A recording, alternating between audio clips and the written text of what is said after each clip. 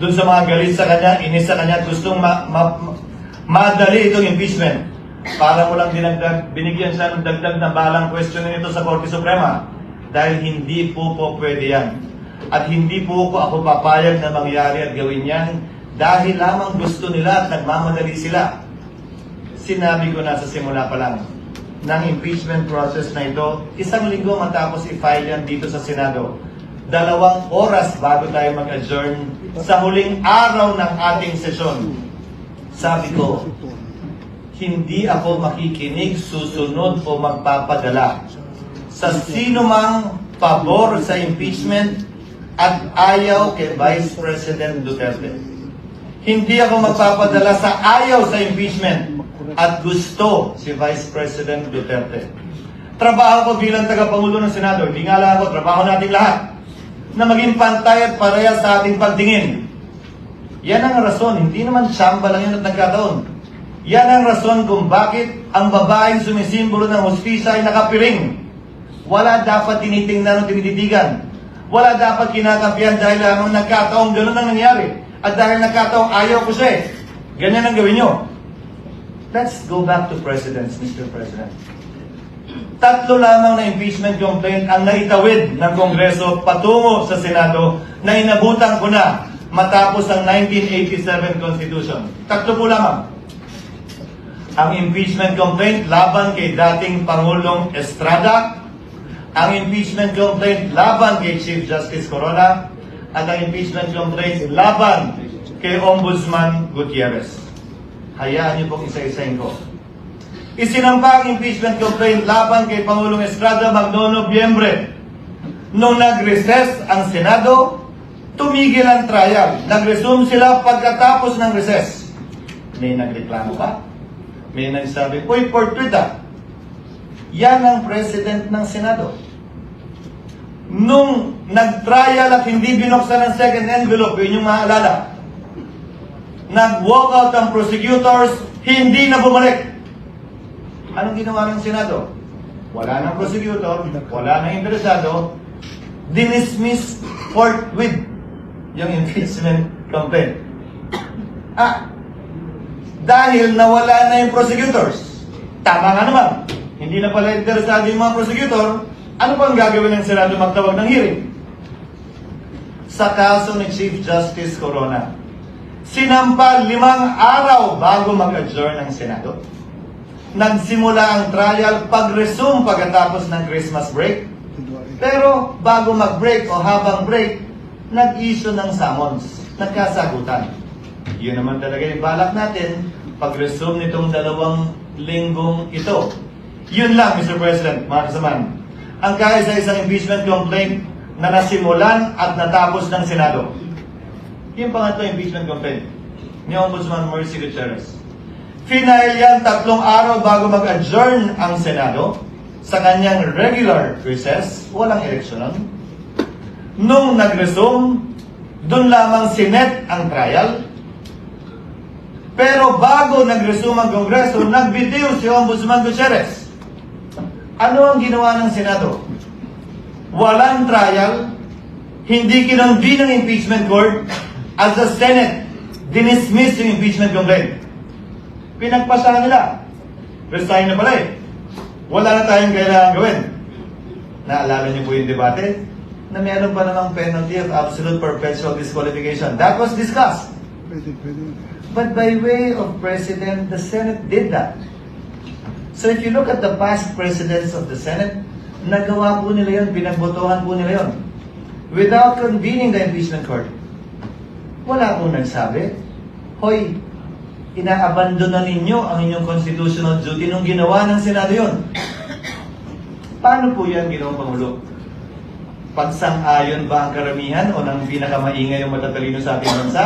Okay lang? Pag hindi sila sang-ayon, hindi na okay. Bugbog ka na. Bugbog na institusyon. Dapat may gawin na tayo. The Constitution, the rules, and the precedents, Mr. President, do not change. Simply because a group says otherwise. Balik na naman pa natin. Yung isang na-outlook na impeachment complaint laban kay dating Chief Justice Davide. karamihan sa mga civil society groups, tutol doon sa impeachment complaint na yun. Tungkol sa corruption din yun. Tungkol sa pag-aabuso din ng poder yun. Parehong mga grounds. Kadali naman ang ground ng impeachment talaga eh.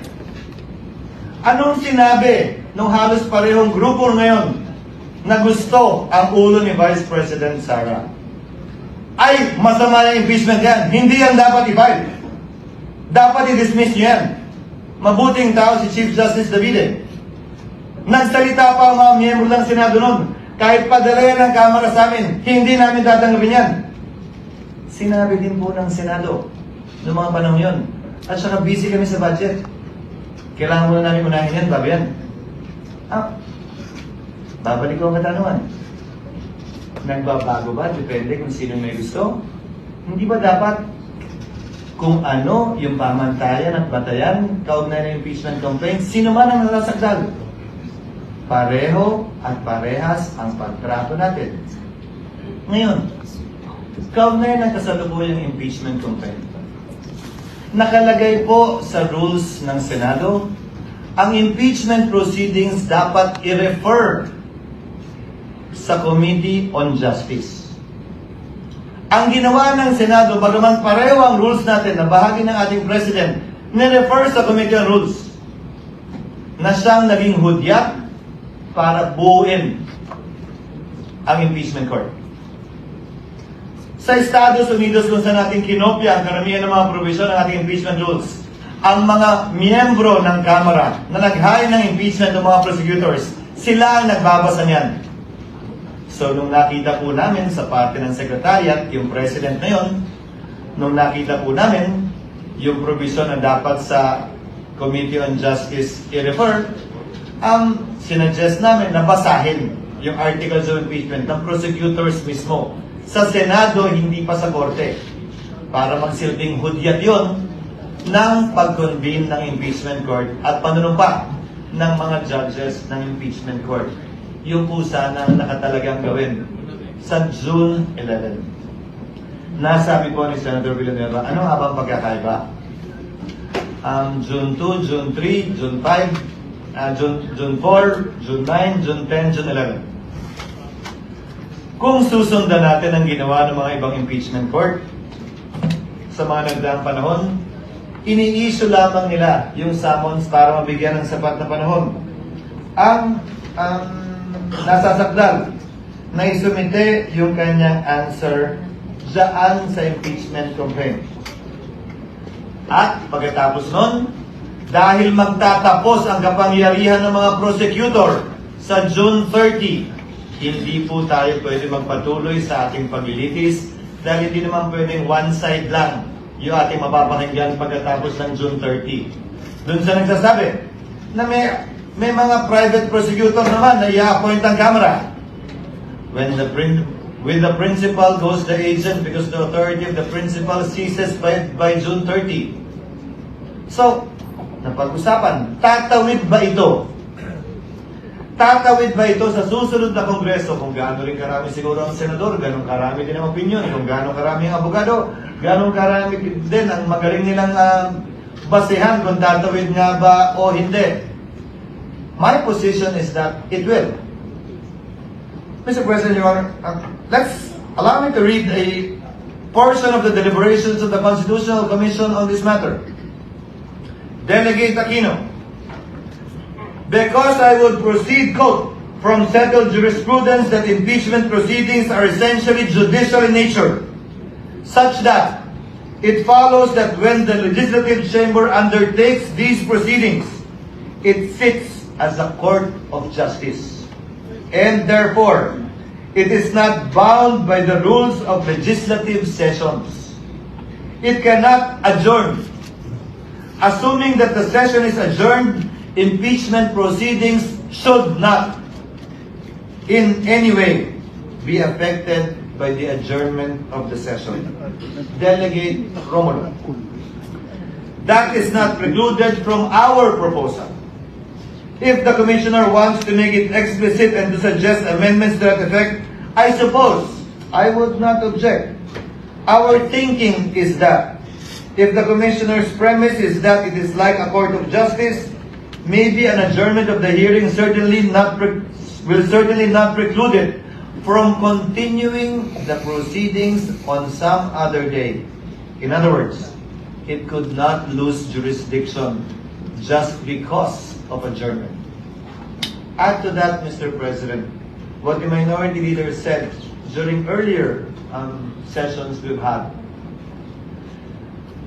Hindi porkit pinalitan yung judge, dismissed agad lahat ng kaso at magsisimula ulit. Ang prinsipyo pa ng batas na nagsasabing anumang sinimulan, dapat lamang tapusin. Plus ang president natin, kaugnay sa SEP, na tumatawid yung kaso sa SEP, bagaman nagpalit ng Kongreso, bagaman nagpalit ng mga miyembro ng Senado at Maestrado ng Korte Suprema. Now, allow me to state a few more things before I yield the floor. Mr. President, Congress cannot pass an irrepealable law. Very much so that we cannot bind the next Congress. Whatever we decide with respect to this issue, kung tatawid nga ba o hindi, would have to be confirmed, affirmed, or rejected as the case may be by the 20th Congress. Some of us will be part of that.